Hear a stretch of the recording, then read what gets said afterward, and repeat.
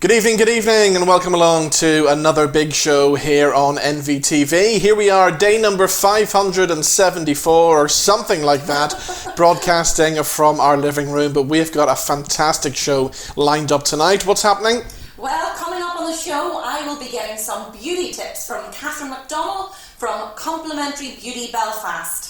But before that, we've got a very special guest joining us on the line. We're going to take you back in time. If I said to you, Pauline, what year was the greatest year of music?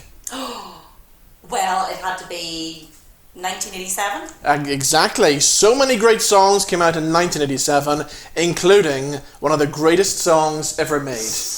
Yes, and it was one of my favourites, Robin. What is it? It has to be China in Your Hand. Exactly. Can you believe that? 33 years ago since T'Pau had their massive hit, China in Your Hand. I remember back in 1987 buying the Bridge of Spies album and playing it to death. And you know what? It still sounds amazing today. So our first guest on the big show is the main lady herself from the band T'Pau. I've been catching up with Carol Decker. They're back with a brand new single called Be Wonderful.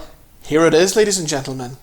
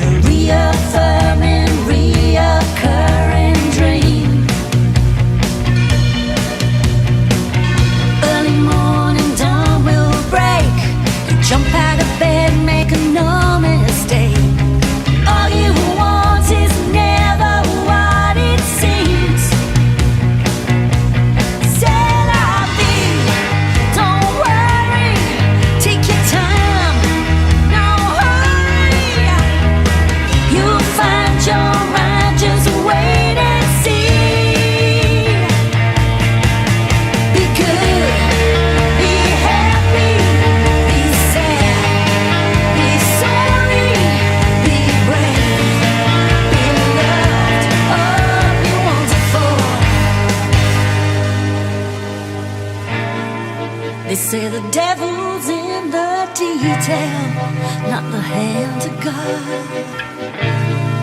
If you can feel the sun and rain,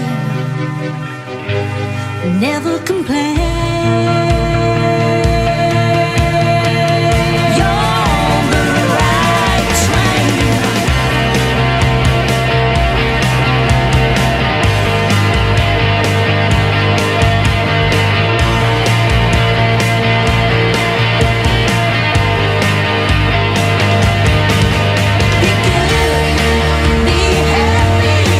Be sad, be sorry, be brave.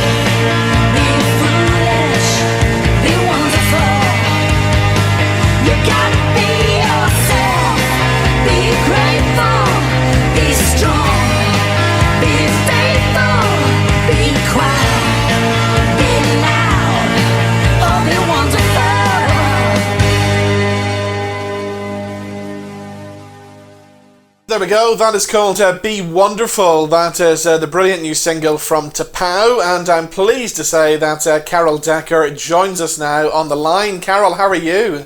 I'm good. I'm really boiling hot. It's boiling hot here in Oxfordshire. Yeah. Hope you've got good weather. We have at the minute. I don't think we're as hot as you are over there, but we're getting there. We're getting there. So As hot as I am. we are loving the new single, Be Wonderful. This was recorded just before lockdown happened, wasn't it? Yeah.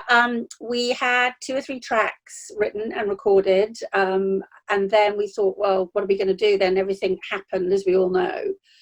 And Ronnie Rogers, who's my long-term partner in Power, said, well, let's just put a song out anyway. You know, it's something to do, quite frankly.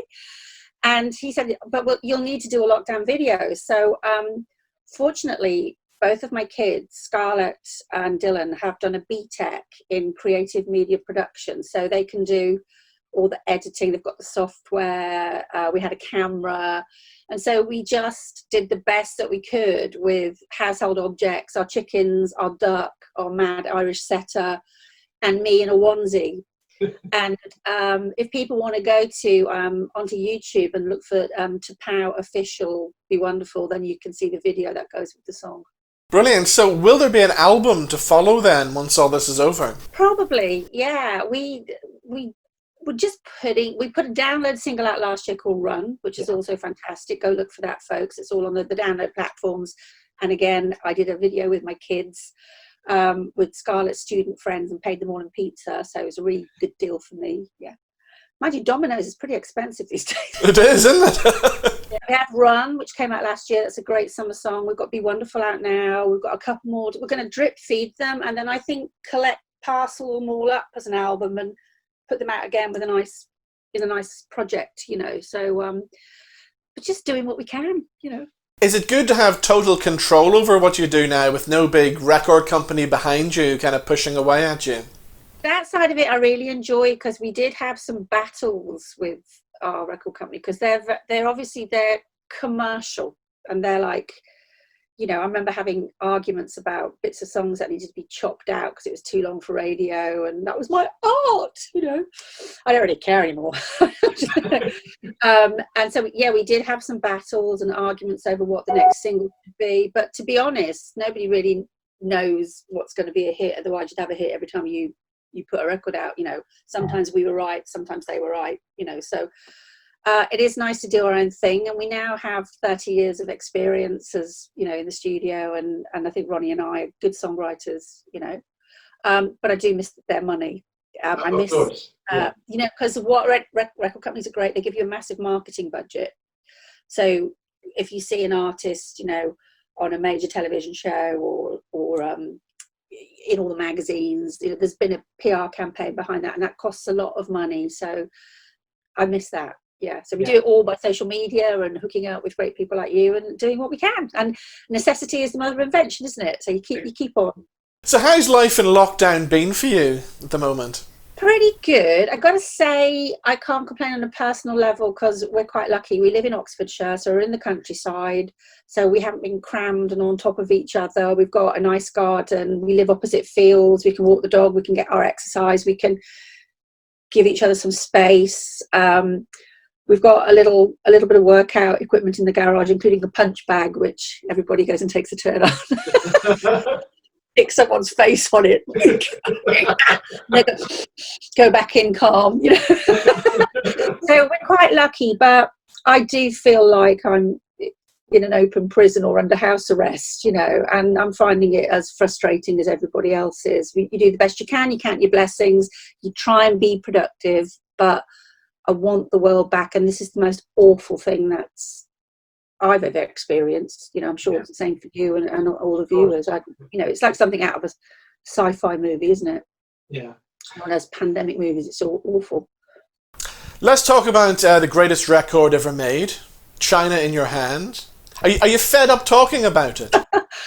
No, it's the gift that keeps on giving. You know, what am I going to say? It's like we had this, who knew, you know, we didn't know it was going to be the hit that it was. In fact, it didn't even exist when we got our record deal. We got our record deal on Valentine was the one that always caught people's attention, any record companies or managers or, you know, people we were talking to. Valentine, Monkey House, Wing and a Prayer, and then Heart and Soul came along, which elevated us a bit more, and we got sort of production company interested, and then we got a deal, and then we picked a producer, and we picked Roy Thomas Baker, who Ronnie loved because Ronnie loved Queen, and he just not long had a massive hit with that great Cars album with Drive on it, and you know, and I loved that, so it was perfect for Ron and I. And we were in the studio. We recorded in Wisconsin, a couple of hours out of Chicago, and one song just wasn't working, and we had to dump it. We got to the point where we were wasting time, and so we were a song short for the album. And Roy said, "Have you got anything else?" And Ronnie and I had, subsequent to getting our deal, started writing China in Your Hand. Ron had roughed out piano. I had a sort of vocal ideas, some lyrics, and the story I wanted to tell about Mary Shelley writing the Book of Frankenstein, which is what the lyrics are all about. And Roy just went, "That is a great song." So we literally finished it on the hoof in the studio. And Roy put all the bells, and, you know, if you know Bohemian Rhapsody and the way that Roy produces. So anyway, it became this massive hit, but it wasn't even born when we went into the studio. So it's just one of those moments, you know, it happens in a generation, I think, a song like that. And before you got the deal with Bridge of Spies, was it a long, hard struggle to get to that point? Yes, it was. I didn't actually start singing until I was 22. I knew I could sing, but I never considered it as a career until I went as a mature student to art school. And then you meet really wacky people who were, you know, left of centre, and try it, you know. And I was like, okay. So went to a party, met a guitarist, he needed a singer. So I got my first band. And then I met Ronnie, who was in another local band. This is in Shrewsbury in Shropshire. And then he joined my band. Then we left that band, started just writing together. My dad lent us some money to buy some home recording equipment. And we were 6 years in and out of covers bands and sending tapes away, cassettes in those days, to record companies, trying to get a gig where an A&R man would promise that he would turn up, and they never did, usually. So it's a long, long slog. And then finally we did get London management, and then we got a deal with Siren Records, which is Virgin around the world. Yeah. So with the 1980s, was it a good time to be working in the industry? Well, I think so. I've got not a lot to compare it with, really. I don't know what it's like to be a young band now, and how you survive, you know. But then it was more straightforward. You got in your van, you went off and you did a gig and hoped people turned up, and you wrote some songs, recorded them, and hoped people bought them. You know, is it still like that? I don't know. I'm still doing it that way, but you certainly, as we used to say, shifted units. So you sold records and you made some money. Was there any rivalry between the other bands around at the time? Oh, tons. We all used to sort of curl a Billy Idol lip at each other, you know. Funnily enough, it was, who did people pitch you against? It's usually the press that pitch you against. Like we were up against, I think then Jericho and Wet, Wet, Wet, I think, were around at sort of the same sort of time as we were. And so, you know, you'd be vying for a place in the charts. And it was very competitive, and you would get your midweek chart position on a Wednesday, and then the chart would be released on a Sunday. So it was very competitive. And it's funny because now when we all meet up at the big 80s revival festivals, you know, there's no, well, not for me, there's no rivalry at all. It's a joy to see everybody. Yeah. And there's lots of laughs and a glass of plonk backstage, you know, whereas before we would have like, oh, scratch your eyes out, you know. So, Carol, once we get out of lockdown, are you guys going back on the road again? Well, my work's cancelled for the whole year, which is a real bummer, because even if we lift out of lockdown by June, July, you can't reschedule all the festivals that have been cancelled. You know, there isn't enough time to reschedule them. So I've had all my work for the year postponed till next year, and then I'm keeping my fingers crossed that all the reschedules actually go ahead, because it's going to be hard not gigging There's times when I feel I'd like some time off, and then when you've got endless amount of time off in front of you, it's a bit much. So we'll just have to get writing, won't we, and be productive. Yeah. Because you've been doing some of these big orchestral shows as well, haven't you? I have, with the London Philharmonic and the BBC Concert Orchestra and the Opera North Orchestra in Leeds. It's been absolutely fantastic to sing with like a 75-piece orchestra. So it's great to rework what you do and do it in different ways, you know. Sorry, if you can hear a noise, that's my son banging ice cubes out onto the worktop. He's helping his dad in the garden, so it's a bit hot, I know. Well, I tried to close the door and then the dog nutted the door open, so I can't, you know what it's like being a mom, you can't ever get any time to yourself. Great stuff. Well, Carol, it's been great talking to you. Thank you so much for doing this. And we hope to see you back in Belfast sometime soon. I would love to come back to Belfast. It's not as much fun as it was staying in the Europa with all the barbed wire around it. But it's still there. The Europa's still there. There were soldiers everywhere. It was like really, made you glad to be alive. Kept you on your toes. Yeah, I'd love to come back to Belfast, and thanks for playing the new track. So it's been wonderful. It's on all the download platforms, and the video is up on the To Power official YouTube channel. Great stuff. Carol, thank you. Thanks.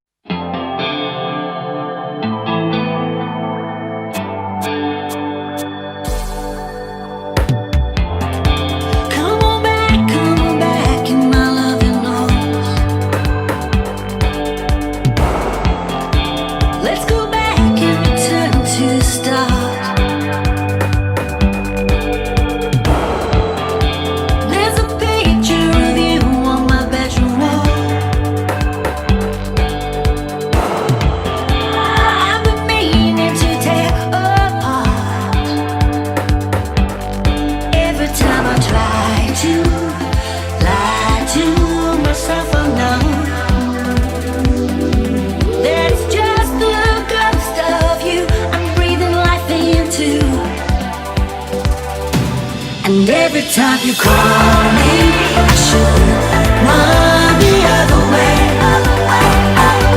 And every time you call me, I should run the other way. Well, my heart keeps singing, my ears are ringing, I wanna cry. And every time you call me, I should run the other way. Give it up, but don't make a sound. Leave a love in the lost and found. Can't you give me something, one thing to hold on to? If you shine so bright that I can't even look at you. And every time you call me, I should run the other way.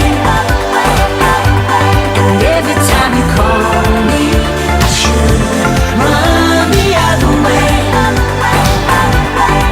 Well, my heart keeps singing, my ears are ringing, I wanna cry. And every time you call me, I should run the other way. Said you love me to the moon and back. Is that too far for a love to last? Did you wonder? Did you stay on track? Did you simply fly away?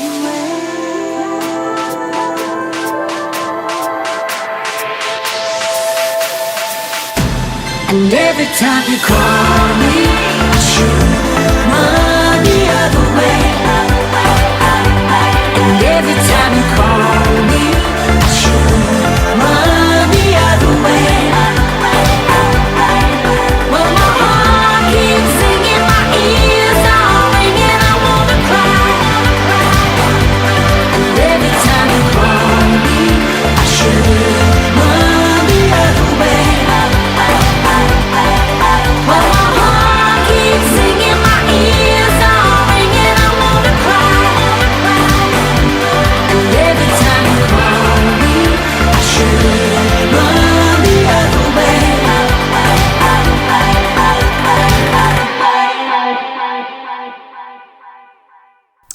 that was to Pow with Run. Now, I'm sure there's lots of you out there, like myself, dying to know how to look after your skin and to look good during this time. At the moment, I have Katharine on the line from Complementary Beauty Belfast. Hi, Katharine. So, Katharine, can you give us some tips on how to look after our skin during this lockdown? Yes, looking after your skin in lockdown, well, this is the perfect opportunity for you really to look at your skin and use the right products. Definitely on a daily basis, I would recommend that you use a good cleanser and a good moisturiser, and they're the two important steps that I would advise to do every day, AM and PM. Weekly, well, really with the lockdown, you should really have some form of self-care. And you know, going into a bathroom, lighting a candle, soaking in a bath, or simply doing a lovely wee mini facial for yourself, and that would be including a good cleanse, exfoliation, and finishing off with a lovely mask just to help to kind of de-stress your skin, because people are finding it quite anxious time. So this is a very important time to make time for yourself and also use your proper skincare regime. So yeah, this is a perfect time to really you know, work at your skin, whether it needs rehydrated or you're having problems with breakouts. Now I the salon do use the Dermalogica, and I do find really good results with it. If anybody is struggling with their skin and needs any advice, please don't hesitate to, you know, contact me. I'm making up little skincare packs, which is a good introductory of the product. So I would be happy to hear or, you know, help anybody with any queries in regards to your skin. Well, do you think that this might actually be a good time to give our skin a rest and, dare I say, not wear any makeup at all? I probably wouldn't recommend that you don't just wear makeup during lockdown. Obviously, if you do get into a better skin routine, your skin will improve and you will see that. And you can certainly use a lighter foundation or a tinted moisturiser for that added protection, which is important, especially if you are going in and out of the garden. It is important that you do have protection, and a lot of foundations and tinted moisturisers do add that extra protection to your skin. And also, I think when you do put a little bit of makeup on, you feel so much better in yourself and you feel a wee bit dressed, because I don't know if you feel that you're going down that slippery slope every day and you're not putting on your makeup, you don't feel, you know, as good about yourself, as confident yourself. So I think I would probably suggest that you, because makeup does, you know, make you so much more confident about yourself, and I think it's important to you know, sort of keep, you know, routine going. So certain, I would say, yeah, don't go down that slippery slope and not wear makeup. It is good just to brighten up your day and make an effort, really. That's kind of, I know makeup makes me feel so much better when I do make the effort to put it on. I'm pretty bad at looking after my nails. Do you have any routine that I could be doing to look after them? I think this is a perfect opportunity to give our bodies a rest from the likes of gel nails, eyelash extensions, acrylic gels on the skin, and completely restore and rejuvenate your body. I know from using eyelash extensions, it has weakened the lashes, so I have been using the likes of castor oil on the lashes to strengthen them up and to kind of rejuvenate them. The likes of my nails, I have been filing them short to kind of gain and strengthen them. So to keep them short, and also use a good cuticle oil and massage it into the cuticle area. You can use olive oil in the house or coconut oil and massage it, just gently pushing back the cuticles and nourishing them. Eyebrows, I would probably not suggest that you do wax your eyebrows, but I would suggest that you would probably use a brow powder on the brow area and just tweeze away any kind of, you know, hairs that are really annoying you. I think the key is to put the brow powder first and also then to tweeze around it, so you're not actually tweezing into areas that you shouldn't really, because you do not want to kind of tweeze away. Tweeze are happy. I have 2 videos actually on my Facebook page, one on how to nourish and care for the nails, and also another one on the brows, so please feel free and have a look at those. And they're really good tips. And again, if you have any questions, yeah, go to the Complementary Beauty Belfast Facebook page and private message me any queries that you do have, because there's just things that you can, simple things that you can do that make such a difference. So Katharine, I'm sure you're dying to get back to work, and I'm sure you've got lots of treatments that we can all look forward to. What sort of treatments does the Complementary Beauty Belfast do? I think I will be really excited to open up the Complementary Beauty Clinic once this is all over. Obviously there will be, you know, a salon will be slightly different going into the doors, because we have to take a lot, like we space out our appointments, so there'll be not as many people in the salon at the same time, and there will be using a lot of masks and shields to do our treatments. But I'm so excited to introduce new treatments to the salon, certainly new facials, new peels to rejuvenate the skin, microneedling, which is an excellent facial to stimulate collagen production and help with every skin type, whether it be fine lines, open pores, scarring. It's opened new channels for me, because I've seen so much really good results with the microneedling, and I do think it's up and coming. We also use a lot of the LED with our facials, so whether you want rejuvenation, we use a red light. Whether maybe you have problem acne skin, we use the blue light. So we do get really good results with using the LED light. We've got lovely new colours coming in, as in the gel nail colours. We also have a fantastic detox Himalayan salt treatment, which is equivalent to a 3-day detox. We also have a fantastic nurse who does, Sophie McGarity, who does our Botox. So I think that's one of the things that I will be definitely booking in for whenever I get back. So we do have, I'm so excited, so just working on and getting new treatments in the salon, and this has also given me time to kind of, you know, get the salon all painted up and fresh, and I'm trying to put a new price list together and also looking at the website. So this has been a good time for me to kind of focus on the things that I can't do whenever I'm in a treatment room. So I'm really excited to be able to welcome everybody back into the salon again. So I'm really looking forward to opening up the doors. Thank you, Katharine, and we'll catch up with you later when you do a facial for us. In the meantime, let's have some music from the archives with Ben Glover. You know how you live before it starts. The morning sun surrenders to the dark. The darkness holds the night and burns away to another day.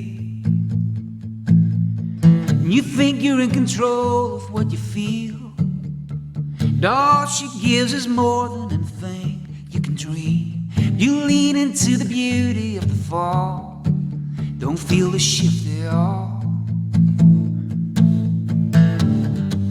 She'll make you whole, she'll tear you apart. What you love will break your heart.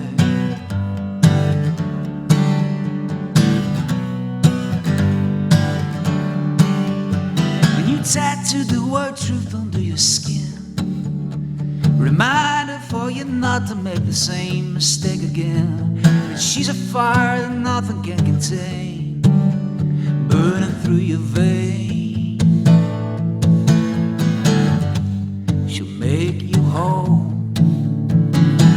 she'll tear you apart.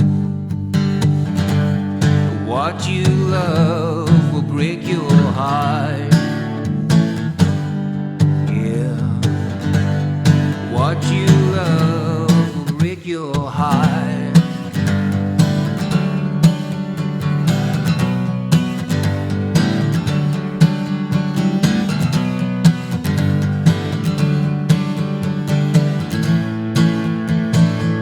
Well, it's the famine, it's the feast.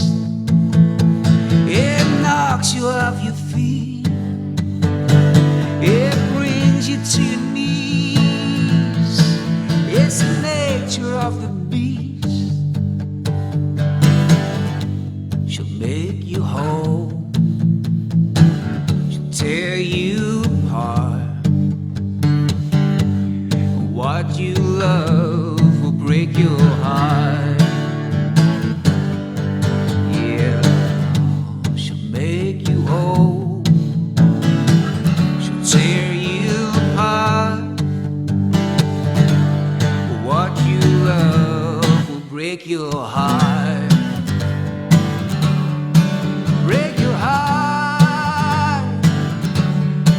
Break your heart.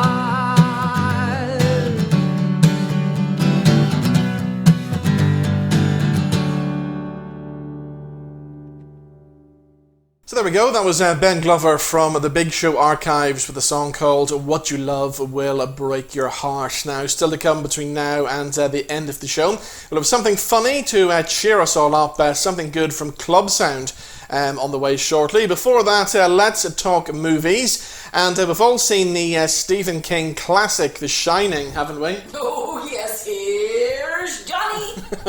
That's the one. Well, the follow-up, Dr. Sleep, starring Ewan McGregor, is now streaming on all digital platforms. So, Stephen King's Dr. Sleep continues the story of Danny Torrance 40 years after his terrifying stay at the Overlook Hotel in The Shining. Ewan McGregor, Rebecca Ferguson and newcomer Kylie Curran star in the supernatural thriller directed by Mike Flanagan from his own screenplay based upon the novel by Stephen King. Here's a clip.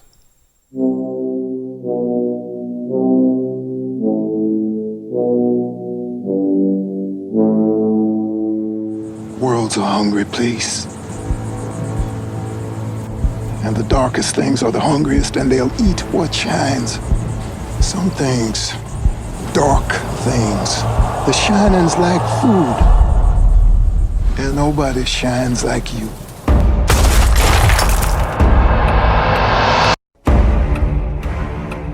You're magic, like me. I don't know about magic. I always called it The Shining. I want to find them, stop them. No fear, you understand? I haven't felt power like that so long. They eat screams and drink pain. And they've noticed that little girl. You will scream for years. You should be afraid. Why is that? Because you don't know where you're standing. Hello, Danny.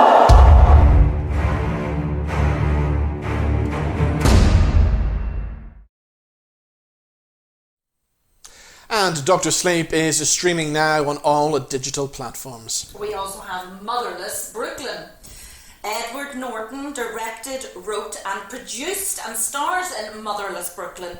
The film's journey to the screen began in 1999 when Norton saw the cinematic potential in Jonathan Letham's novel Motherless Brooklyn and its unforgettable central character. But from the beginning, Norton aimed to transpose Letham's contemporary characters into different periods and plot and give it a distinctive atmosphere by resetting the drama in the 1950s, a time of great change in New York City. I got something wrong with me. That's the first thing to know. I got threads in my head. I twitch and shout a lot. Makes me look like a damn freak show. Can you ever cut that out? I'm sorry. Touch it, Bailey. I'm sorry. But inside my head's an even bigger mess. I can't stop twisting things around. Jeez, figured I asked. Then I started working for Frank Minna, Private Eye. Boys. Frankly, Franco. He's the one who taught me how to use my head, turn it into a strength. He gave me a place in this crappy world until I screwed up. Brooklyn's just in trouble now. Who? There's something going down, and it's big, and they were not happy about what he found. If I figure it out, I'm gonna make him regret it. I promise you that. That's her. That's the girl that Frank was following. I think she found something. What happens to poor people in this city wasn't news yesterday, and it won't be tomorrow. Where's everybody go? Mostly just disappear. You come off weird, but you're smart. When someone isn't seen for what they truly are, that's a very dangerous thing. You're webbed up in this somehow, and these people aren't gonna stop. Do you remember what I said? She doesn't know. She doesn't know. What don't I know?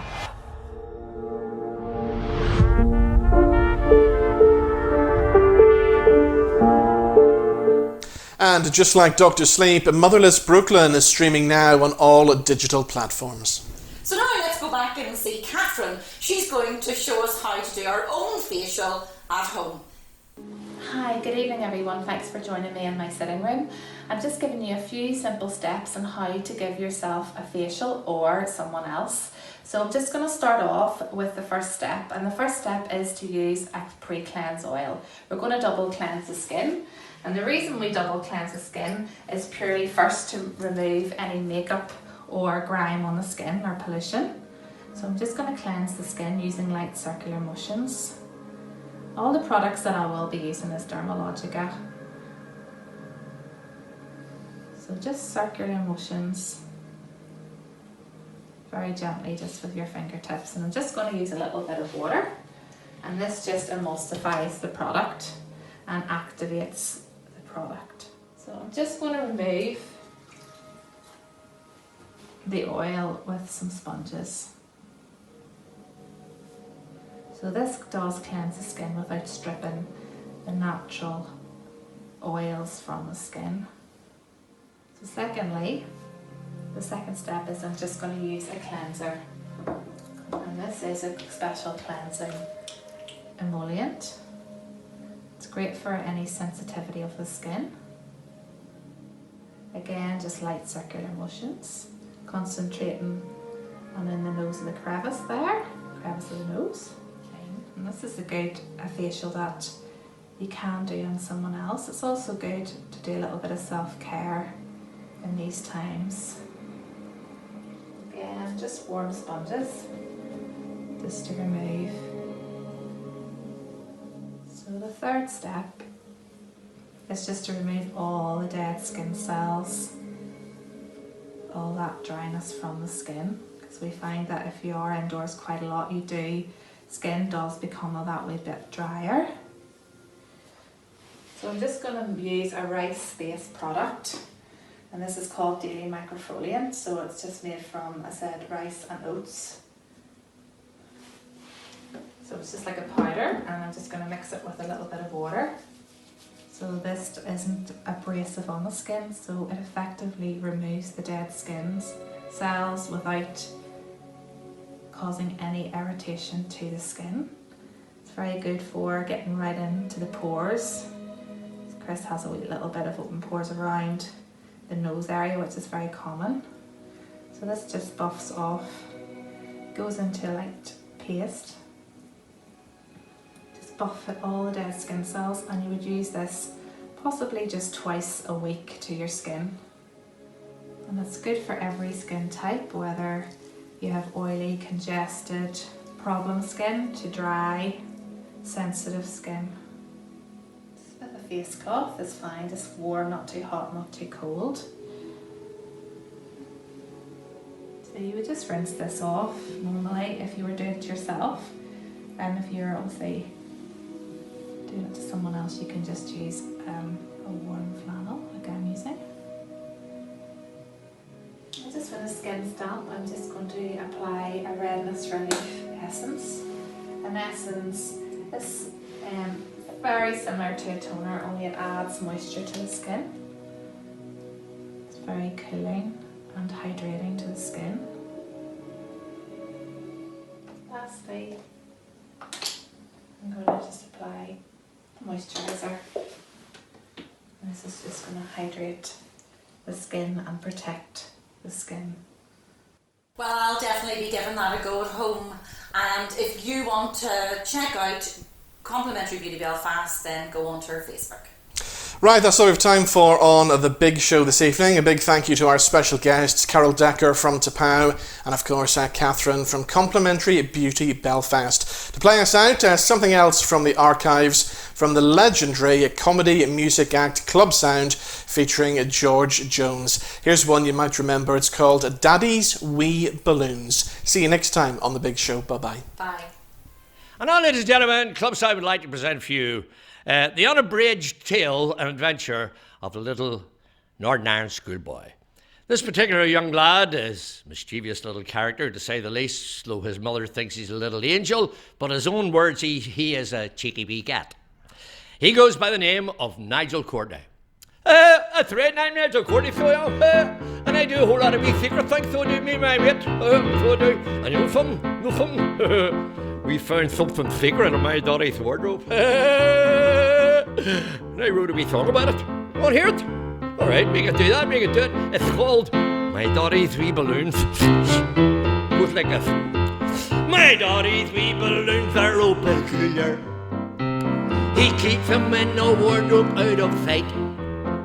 They're in packets and he buys them by the dozen. And he only goes to get them late at night.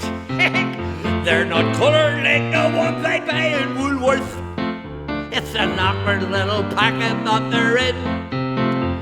I took some round to Billy's birthday party, but his mother only threw them in the bin.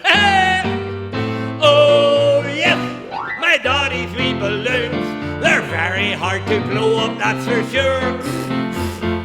Oh yes, my daughter's wee balloons, someday we'll find out what they're really for. Something brilliant, isn't it? Something brilliant wee song I wrote. Yes. Now with peppermints you're off to see my sister. She's got small ones all with numbers in her purse. I stole some last week for me and Billy, but the more we supped the flavour just got worse. Now my sister got so angry that she got me, 'cause her boyfriend, he was coming round quite soon. He arrived, but he had to wait for ages when my sister looked around for Dad's balloons. Oh yes, my daddy's wee balloons, they're very hard to blow up, that's for sure. On the car now. Oh yes, my daddy's wee balloons, they will find out what they're really for. Yes, but that's good. Now Billy says he's got a similar problem of peppermints, balloons and things like that. He remembers all the rows that were in his house when his sister's belly started getting fat. But it's no use us expecting understanding, 'cause you might as well be talking to the wall. In fact, you probably get a better answer from Billy's daddy's blow-up rubber doll. Hey!